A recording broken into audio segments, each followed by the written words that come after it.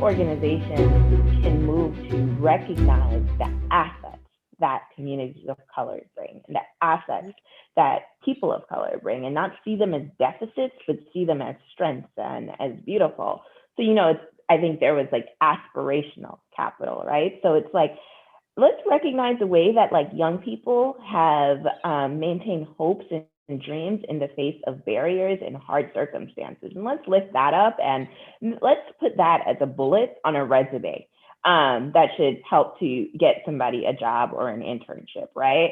Or let's think about navigational capital, the way that they have maneuvered through institutions like post-secondary, in that they may have been the first in their family to go to, that they have no context of, right? Or linguistic capital, right? Like the ways that they can speak fluently in multiple languages, right? Perhaps the first in their family to do this.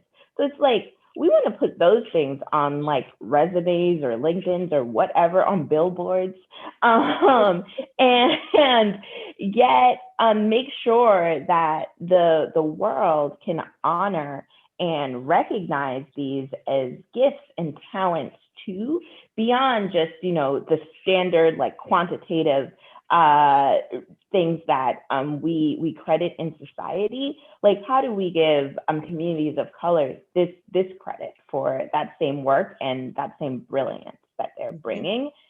I think that's important. It's huge. It's huge. It's especially interesting to me when it comes to doing DE&I training or ED&I training, and because so many corporations don't want you to come in and scare everybody, right? There's kind of okay, what kind of diversity training is this going to be? Are you going to like scare everybody and make everybody feel bad? Like, don't use the P word, privilege. Don't, kind of separate us. Celebrate us is kind of the thing. And that's not right either. Like, why would we celebrate? Like, every day is a celebration, it's like but if we said, okay, let's look at this from an asset lens, and kind of here are all the things that are coming to the table that we may not have even recognized or seen in our majority culture. And so just kind of like shining a light, like making that billboard.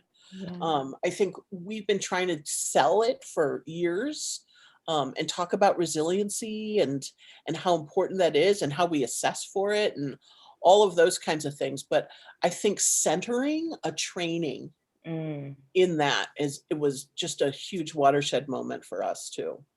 To your point around people oftentimes like being afraid of the word equity and white supremacy, it's like, nobody is losing. We are all going to gain. Your organization is going to gain. The learners, workers, their families, they're all going to gain. And finding the people who are on board and who understand that is so critical.